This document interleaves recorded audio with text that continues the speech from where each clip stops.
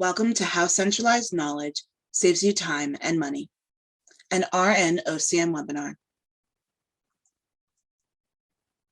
Red Nucleus is a unique firm that's been in the business for more than 30 years with 565 employees, dedicated 100% to the life sciences. We're proud of our accomplishments, being a great place to work for 11 years in a row with charity and volunteering core to our values. Red Nucleus is a global company with 3 offices in the US, Boston, Massachusetts, and Yardley and Malvern, Pennsylvania. Our international company locations are in Toronto, Canada, London, UK, Stockholm, Sweden, Pune, India, Tokyo, Japan, and we've recently added a new location in Perth, Australia. We offer a full suite of products and services across the drug life cycle, providing our global life sciences clients continuity throughout all phases of development and launch. With our purpose as advancing knowledge to improve lives, our mission is to be the global life science partner, trusted to deliver transformative solutions across the product life cycle. The following webinar is brought to you by the Red Nucleus Scientific Services and Advisory, Strategy and Change Business Unit.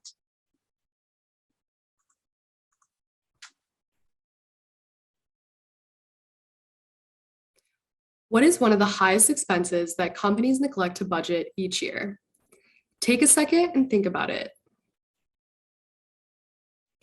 You may be surprised by this answer. It's knowledge and how it is shared. How do you measure something as elusive as knowledge management, and what is its real cost? According to Panopto, you combine the organization size with the day-to-day inefficiencies to yield your productivity losses. Companies of all sizes are losing millions to billions of dollars, and they don't even know it.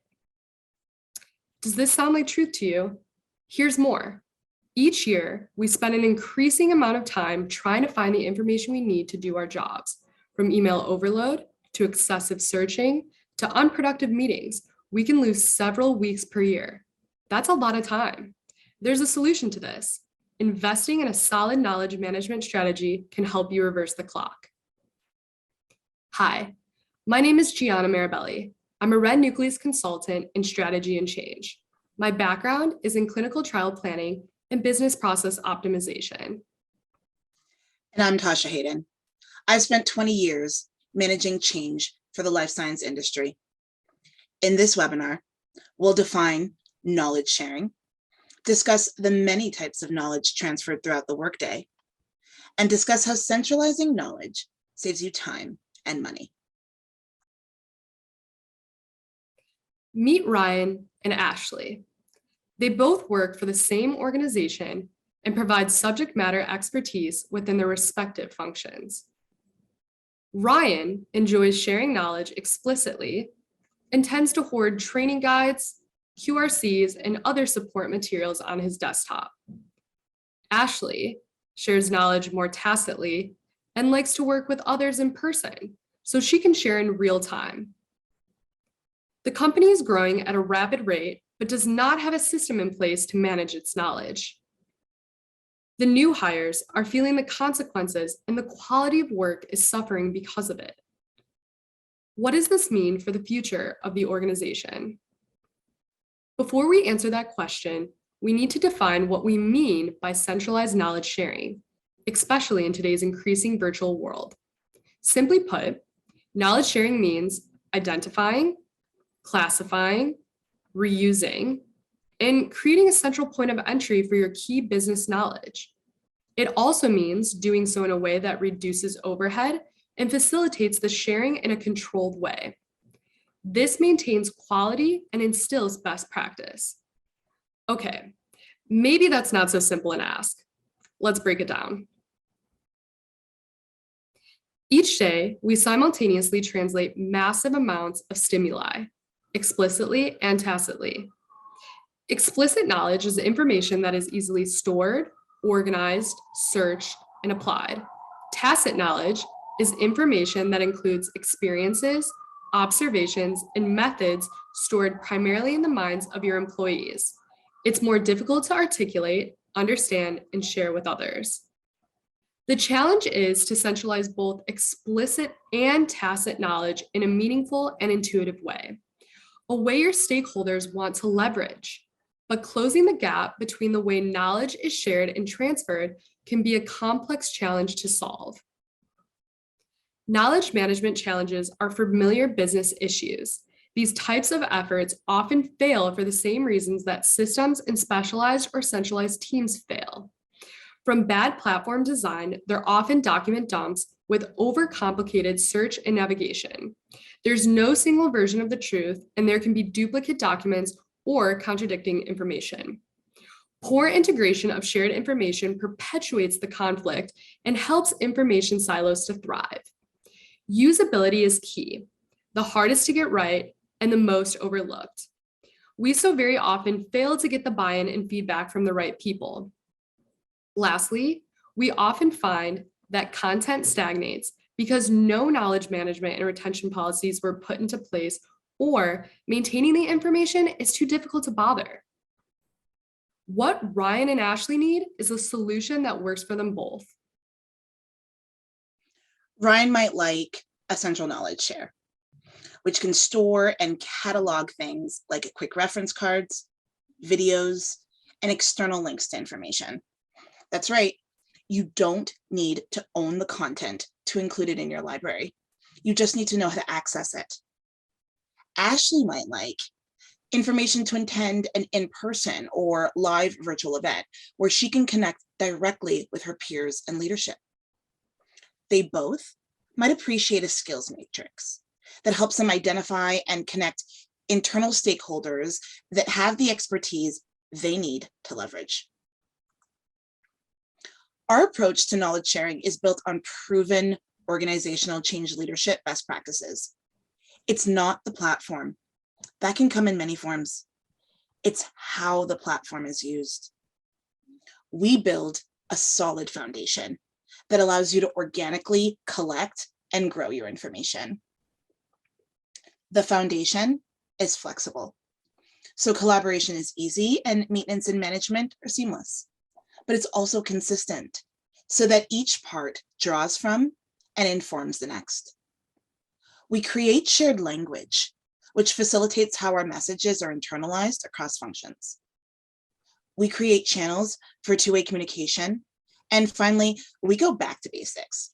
We reduce duplicate content by reusing it across functions and repurposing it where appropriate. Here's a good example. This RN Learning Lounge centralizes training information. Let's see if we can get the video up in full screen. So to facilitate the onboarding of new employees, we created this learning lounge to assist existing employees in staying compliant with their regulated training, to give stakeholders access to the latest industry-related training and resources. It's all about their professional development. But note the language library. A core concept of organizational change is creating shared language. It ensures that what you say means the same thing whenever you say it and for any audience. By integrating our language library with our document libraries and lists, we can ensure a consistent meaning to our message every time and everywhere.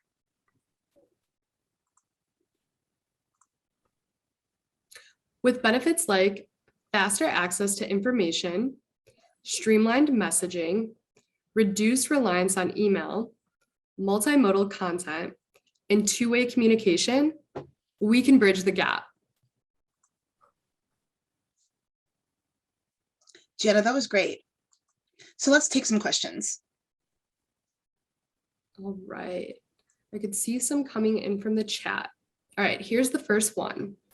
What is the biggest challenge you face when creating centralized knowledge platforms? I love this one. Hands down, it's permissioning. Let me explain. We have a tendency to over silo and overcomplicate permissions. We like to lock information away unnecessarily. It's not to say that some information shouldn't be restricted. Anything that's related to privacy or includes personal identifiable information, that should always have a limited audience. But there's a lot of things like job roles or meeting notes or general internal guidances that we tend to just give our team that we also lock away. And not only should we not restrict that, but the larger organization would benefit from us sharing it. The best practice is when you're creating your infrastructure, put everything that you want to restrict into a bucket. For each item, ask yourself why. If you don't have a good answer, don't do it. I cannot agree more with that response. It's always important to establish an intention when you're creating your centralized knowledge space. The clearer the why, the better the end game for your end users. Okay, here's the second one coming in. How do you keep content from stagnating? You need to be deliberate in how you manage it. We often build knowledge shares without an end game. We need to think about how we're going to keep them current at the onset. If you include a post-go live maintenance and management business process into your initial planning, you're going to be successful every time. Gianna, I have one for you actually. You use our internal learning lounge. What do you like the most about it? For me, it's the flexibility to view and process information in ways that it makes sense to me. We use a SharePoint and I'm able to create a lot of different views. When I start a new project, instead of searching through old files and getting lost with emails, I'm just able to log in, look at my view and execute my job successfully. Everyone learns differently, so having the flexibility to create these different views, it eliminates unnecessary stress and really makes everyone feel very empowered. Empowered. That's what we like here at our end. Unfortunately, I think that's all the time we have for today. Thank you everyone for your time and attention to this webinar. If you have any additional questions or you heard or saw anything here today that you like and you want to follow up with us, please contact us for more information. Have a great day. Thank you.